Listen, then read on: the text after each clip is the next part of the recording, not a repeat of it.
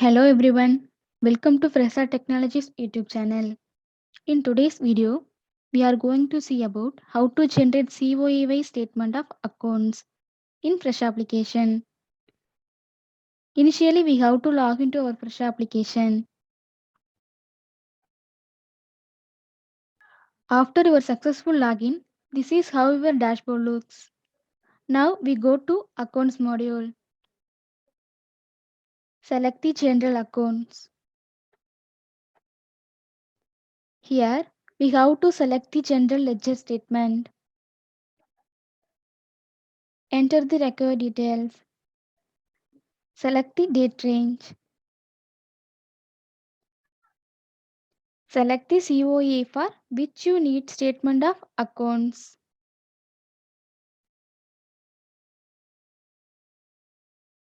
and click the submit button. COA wise statement of accounts will be displayed on the screen. We can download the report. Click the option menu.